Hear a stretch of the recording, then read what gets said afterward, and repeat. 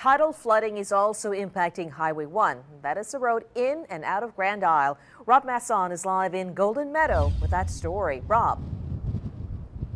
And Liz, we were trying to get down to Grand Isle, but look what we encountered here. Louisiana Highway 1 has been covered with water for about the last 24 hours, but it really started to come up here about an hour ago as this wind from Tropical Storm Cindy starts to push in from the east. It's been pushing from the east for about 24 hours now, so the cumulative effect of all that water on this highway is starting to have an impact down here. Just a short while ago, they were only letting traffic through one lane at a time. Now we see it's open in both directions, but you only see high water vehicles going through here, only big trucks. You see a lot of the trucks going down to Fourchon. Of course, this artery, a very vital artery for the oil interest down in Fourchon. I'm joined now by Jesse LaGrange with Louisiana State Police Troop C. And Jesse, when did this start to be a problem for you? Well, we started seeing the water yesterday afternoon, and we are advising the public just to make sure that they reduce their speeds going through LA1 to Port Fourchon, as the road is still passable. No roadblocks set up here. What's your advice to somebody with a passenger car, for instance? Well, you want to make sure that you have the right clearance to be able to get through this. Obviously, if you don't think you can make it, we advise you to turn around. But right now, the road is still open, so we just ask that people check Louisiana websites, 501la.org, and they can check roadway conditions there. This could be really tricky in a vehicle. I mean, if the water looks to be over a foot deep and you're in a passenger car, should you even attempt it? No, we don't advise you to attempt it. We want to make sure everyone's safe, and if you don't believe that you can pass on the roadways, then make sure you just turn around. Any accidents to report so far? We haven't had anything yet, thankfully. You know, people are reducing their speeds and trying to make it through this roadway safe. So we're going to keep it open as long as we can and see what the weather does. Jesse LaGrange, Louisiana State Police, thank you very much. Appreciate it. And we're also joined by Wendell Curall, who is the Executive Director of the South Lafourche Levee District. And Wendell, we're standing on top of one of your levees. How's the system holding up? Oh, this elevation of surge is no problem for this system. We're building up to 18 feet on this end, and it tapers down to 13 on the north end of the roads.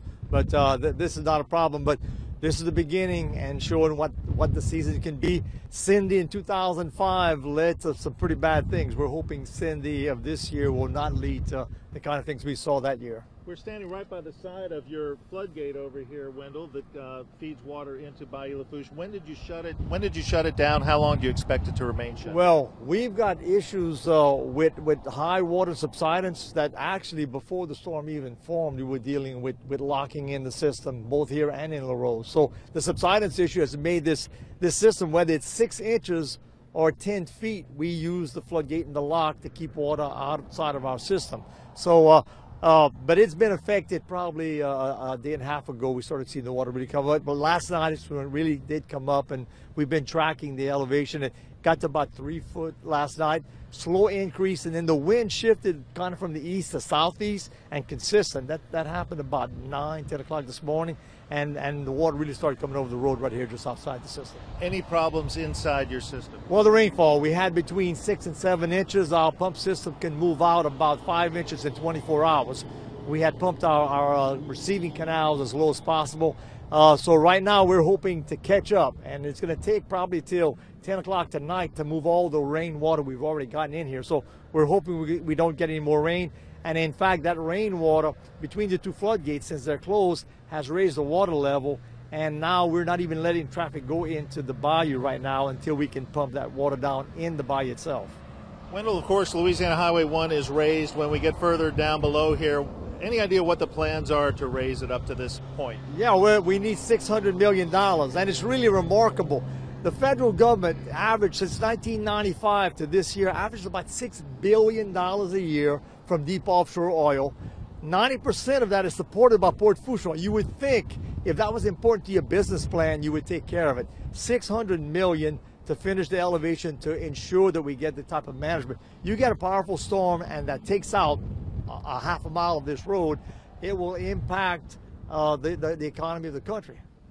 All right, Wendell Curall with the South Lafourche Levee District. Thank you for joining us. A good test run here today. Well, yeah, I just again, we hope we don't have any more tests and just have the system to do what it needs to do. All right, sir. Thank you, Wendell. Appreciate it. So that's the situation here on Highway 1 right now. Traffic moving very, very slowly. Passenger vehicles not advised to get through. The road below Fourchon, Highway 1 going down to Grand Isle, we understand is okay for now, but right here, just below Golden Meadow, you can see a severe bottleneck, and again, passenger cars, probably not a good idea to get through. From Golden Meadow, I'm Rob Masson, Fox 8 News.